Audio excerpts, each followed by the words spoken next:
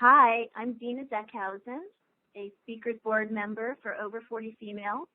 Welcome to our 20-minute online breakout session called Solving Your Food Issues. Over 40 Females has weekly educational teleseminars that range from fashion to finance to building your business, strengthening your spirituality, health issues, and endless other subjects. To find out more, just visit the website and click on our educational video library. So now a little bit about me. The reason I wanted to address this topic with you all, why your business skills won't solve your food issues, finding a path to sanity and balance, is I have been in practice for over 25 years as a psychologist, working with people struggling with all kinds of eating problems. And I have seen so many bright, successful women who are really struggling with their weight and their relationship to food. They're completely baffled at how they can be so successful in every area of their life except in terms of food. And they don't understand why they can't just power through this one using the same skills that help them excel in their careers. So I wanted to offer you a little window into the therapy office so you can see how I work with these women and help them get a handle on this problem once and for all. But first, just a little bit about me. I'm a 52-year-old psychologist in private practice in Atlanta. This is my husband and 2 boys. I've been working as a therapist in Georgia for 26 years and specialize in working with people with eating problems from anorexia and bulimia to compulsive overeating. In 1996, I founded an organization called the Eating Disorders Information Network as a way to help people who are searching for help for their eating problems to find the therapists and dietitians that are out there. And as time went by, my mission shifted more towards preventing eating problems. And I wrote 2 books for kids related to this. One is called Full Mouth, Empty Mouth, A Tale of Food and Feelings. And the other is The Ultimate Tween Survival Guide to Eating Disorders, Understanding Them, Preventing Them, and Helping a Loved One. And this is for tweens who maybe have a parent or sibling or friend who's dealing with an eating disorder. I also wrote a play for teenagers that was turned into a musical and adapted for a college audience. But I want to tell you a little quickly about myself personally. I was always a skinny kid and very active and never had food problems. And when I was 16, I traveled to a small town in Spain, and I lived with a family who spoke no English for 6 weeks. I was homesick and lonely and anxious, and this was the first time that I turned to food to make myself feel better. This was my first experience with emotional eating. And I used food to soothe some really uncomfortable feelings while I was over there. And not surprisingly, I put on some weight on that trip. And when I got back, I started on my first diet. So I spent the next 10 years from age 16 to 26 engaged in disordered eating, which is just a fancy name for normal eating in America. I'm sure a lot of you can relate to this, where you are perpetually living in one of these 2 states. Either you are on a diet, when you are being good, counting calories, tracking your fitness, stepping on the scale, and feeling very powerful, confident, and successful, or you are off of a diet, which means you are being fad, you're eating whatever and however much you want, you're not moving from the couch, avoiding the scale, beating yourself up, and feeling like a failure. I assume this feels very familiar to a lot of you out there. Estimates are that about 65% of women are struggling with this kind of disordered eating, of being either on a diet or off a diet. And not surprisingly, many successful business women who are used to being in control of their lives are very attracted to diets. Dieting fits very nicely into your way of operating in the world. Dieting boils everything down into numbers, and business people love numbers. You can plug them into lovely color-coded Excel spreadsheets, and this can give you the illusion that you're now firmly in control of your eating. So the business model, of course, is you set a goal, you find a solid motivator. Typically that motivator is a event coming up, whether it's a cruise 2 months from now, or a wedding 6 months from now, or a reunion. And you want to look good in a dress, achieve a certain size. certain weight. You look at the calendar, you step on the scale, you do your due diligence, find a diet book, you talk to your friends and family about what they're doing. You purchase your supplies, your calorie counter, your fitness tracker, your gym membership, your workout clothes, your diet foods. You set a start date, you follow the rules, and you achieve your goal. Well, in theory at least. If you are the lucky 5% for whom this approach actually works, congratulations. But for the other 95% of you, do not give up. There is a reason that dieting, also known as using the business model to lose weight, does not work, and it's not your fault. Just digging into a bit more about the business model. This is about following rules to get results. Dieting rules address what you eat, whether it's rules about no carbohydrates, no gluten, no fat, all organic, how much you eat, which again goes to numbers like points and calories and carbs, and when you eat. You want to eat X before noon. You want to don't eat Y after 7 o'clock. So typically at the beginning, you are on what's called the dieter's high, and so great feeling at the beginning of the diet. You feel really powerful, really in control, excited and optimistic. You pour all your energy into purchasing and monitoring food. You track your exercise. You weigh yourself obsessively, and spend a lot of mental energy on the diet. After a while, what typically happens is you get exhausted by all this effort, and life gets in the way. Somebody gets sick, you are tired, you have a vacation, or there's stress at home or at work, and then after days or weeks or months, the willpower wears off. The workouts start to drop off, and you just say, F it, I'll be good tomorrow, or I'll be good on Monday, or next month, or I'll start again in 2016.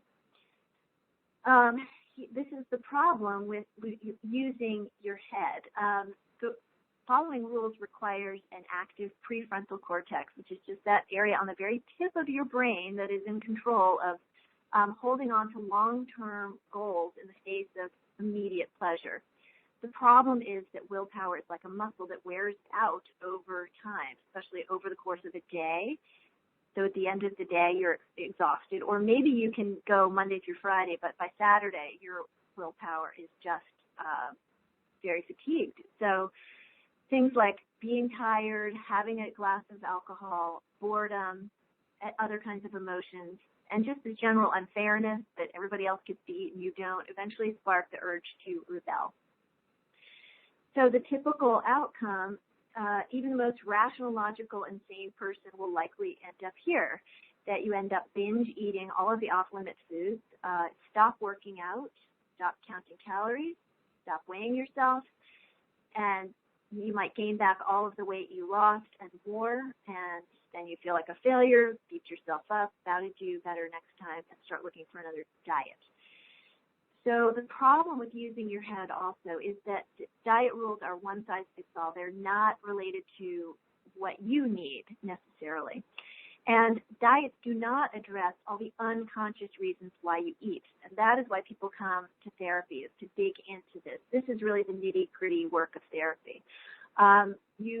It's helpful to talk about what kind of modeling went on for you when you were a kid. What were your parents' issues around food? What kinds of early messages did you get about weight, about your weight? How did your mother feel about her body and about your body?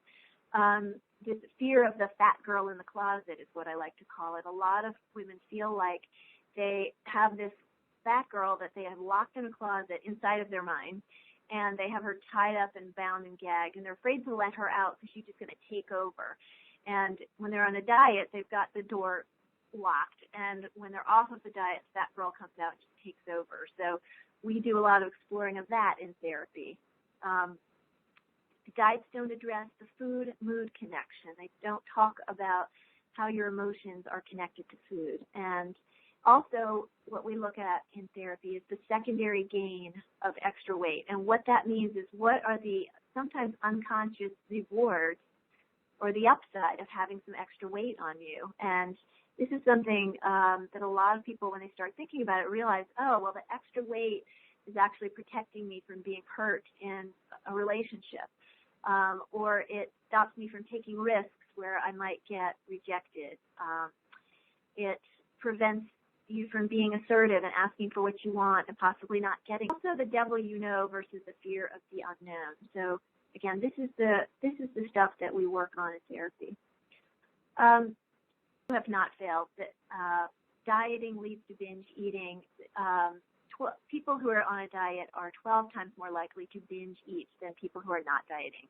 95% of people who lose weight on a diet gain it back, and the diet industry is the only industry that profits from its failures. And it has grown to a $60 billion a year industry, and yet America has gotten fatter. So clearly something's not working. So when people come to me for help with this, they're at the end of their rope, and for many of them, I'm the last stop before the bariatric surgeon. They've gained significant weight over the course of their lives, and they've gone up and down the scale. And they are feeling helpless about their relationship to food and really hopeless that it will ever get better. So my first message to them is to explain how dieting is the problem and they're not going to be dieting anymore. And even if everybody around them is dieting, even if there is a weight loss challenge at the office that they really are struggling with an eating disorder or disordered eating, and that dieting is like the first drink for the alcoholic that sets the whole addictive spiral into motion. So when a person first hears this, they feel relief, yay, no more dieting, and then they feel panicked. Because remember, they only know 2 modes, and for them, not dieting means being off of your diet, which means binge eating, being bad, being out of control, and beating yourself up, feeling like a failure. But my message to them is that we want to turn eating from a compulsion into a choice, and that's going to take some time. Compulsion feels out of control, and we want this to feel like you are choosing how to be around food, how much and what and when. So the big paradigm shift is about not setting a goal of weight loss. It's not about losing 30 pounds in 30 days. It's really about developing mental and physical well-being. So first, you're going to learn to understand and manage the emotions and the whys surrounding your relationship with food, and develop a respectful, connected relationship with your body. For a lot of women, this is hard for them to even fathom that they can feel connected to their bodies. They don't trust their bodies. They often disconnected from their bodies when they were 10 years old or 14 or when they went on their first diet. And the idea of reconnecting to their bodies is pretty scary for them, but I promise them that that's where the answer lies. Now, if you take this new approach, and if you are carrying extra weight on you because of emotional eating, binge eating, chronic dieting, this new approach will result in some weight loss, but it will be gradual. And I can't predict for them how much or how long it will take. It might take a year, and it's not going to be 90 days. But as you step off this binge diet roller coaster for good, your body will arrive at its happy weight, a place where you don't have to struggle with yourself all the time. And then your task is to work on loving that body that results, even if it is a few pounds higher than your goal weight. Okay. So the new mindset, the first one is to think about this as you are going to be re-parenting yourself as your ideal parent. And it's helpful to think about how you were parented around this issue. I have one client that I see whose mother did not want her to get fat and mercilessly controlled her food and restricted her food. And not surprisingly, she ended up binge eating and sneaking food at her friend's house and hiding the wrappers under the bed. And of course, she ended up gaining weight, exactly what her mother feared. She was teased and bullied at school for her weight, and she became bulimic at around 10 years old. She is now 50 years old, and she has binged and purged almost daily for the last 40 years. But miraculously, she has managed to raise 2 healthy sons who are now going off to college who have no issues with food or their body image. She was very committed to being a different kind of mother with them in terms of telling them to listen to their body, to stop when they were full, to talk about their feelings. And what I'm encouraging her to do is to treat herself now exactly the way that she has treated her boys. And this is a very helpful shift in mindset for her. Secondly, we want you to be very patient with yourself. You want to think of this as like learning a new language. Perhaps the language that you spoke as a young child, and then you stopped speaking it, and so you lost touch with it, but it is in there. It's really about trusting that deep inside of you, your job is to patiently retrieve that language that you know. It is the language of hunger and fullness. It's the language of emotion. And so you're going to take it one day at a time, one meal at a time, one snack at a time. And it's going to take some time. We really want the thinking, the idea of being good or bad on or off of a diet. A lot of that is based in perfectionism. Either you are perfect or you suck. And the other thing that does is it causes this I've blown it mentality. If you're not perfect, you think, well, today is shot and I'm being bad, so I might as well be really bad. And people without eating disorders don't think that way. If they have an extra slice of pizza when they were already full, they go, well, that tasted good, oh well, and they go on with their day. They don't think, well, I've blown it, so I might as well really blow it and get some ice cream, and today is shot, and I'll be good tomorrow. It's not only deprivation that sets people up to overeat, but the fear of future deprivation. The idea that tomorrow I'm going to be good actually triggers binge eating. So we're not thinking that way anymore. And we also want to challenge the negative body talk that leads to both restricting and binge eating. You disgusting pig, you don't deserve to eat. You only get to have dry lettuce for lunch. So, and the flip side of that is that you are a worthless fatty and no one will ever love you, but some ice cream will make you feel better. So your body is actually where the answers lie, and you can't fuse yourself with negative body talk. So you have to be kinder to your body in terms of how you talk to yourself. And you want to take a non-judgmental, curious view of yourself. So as you become more aware that maybe that you eat when you're stressed or you're feeling guilty or you're feeling sad, you say to yourself, that's interesting, rather than, you stupid idiot, what is wrong with you? In therapy, we're going to try to discover where you learned to talk to yourself this way. Was this how your father spoke to your mother? Was this how your older sister talked to you when no one was listening? Or maybe your ex-husband talked to you this way. We're going to try to externalize the negative voice so that it's not you, and you realize, okay, think about the messenger of this message, and do I really want to be talking to myself in this way? So it's about parenting yourself, talking to yourself kindly. So the first step is about becoming awake and aware, and you're going to learn about the triggers, situational triggers, physical, emotional, and address your attitudes towards exercise. Situational triggers are the mindless eating.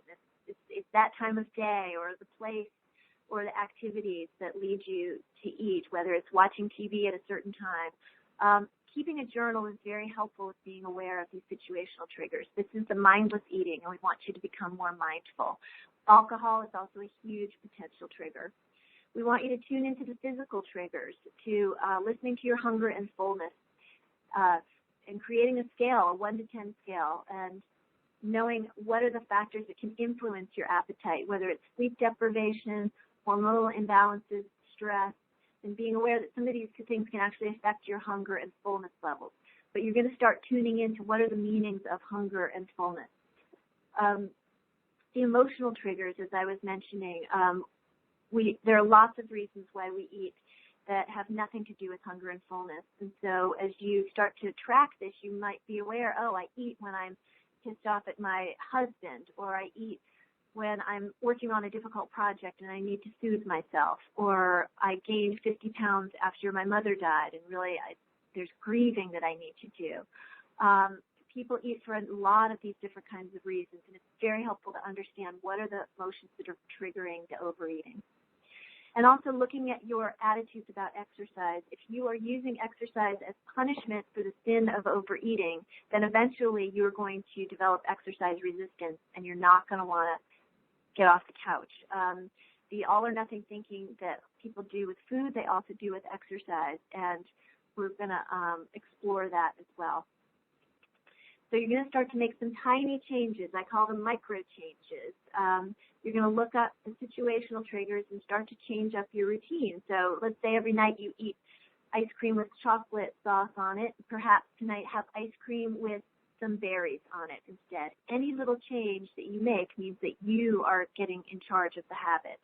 And remember, In terms of the physical triggers, it might be helpful to talk to a dietitian and get a food plan so you are eating throughout the day. You don't let yourself get too hungry. A lot of people go from 1 to 10. They go from starving to stuffed. And you want to really go from 3 to 7, somewhat hungry to comfortably satisfied. And it takes some time to learn that, but that eating breakfast and a snack and lunch and a snack and dinner and maybe a little something before bed actually helps you regulate those hunger and fullness signals. And then you're going to really learn about how to address your emotions in healthier ways, whether that it's using different things to reward yourself, express your anger, finding ways to soothe yourself. You may need to grieve a loss. You may need to reach out and connect with friends, learn healthy ways of coping with anxiety like yoga and meditation, and finding great ways to deal with boredom, whether that's take up a hobby or volunteer work or do something meaningful. These are all filling in the gaps that the food has satisfied in your life.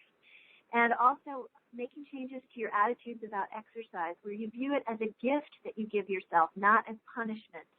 And you want to make it fun and organic, even if that means just going for a walk. A walk absolutely counts.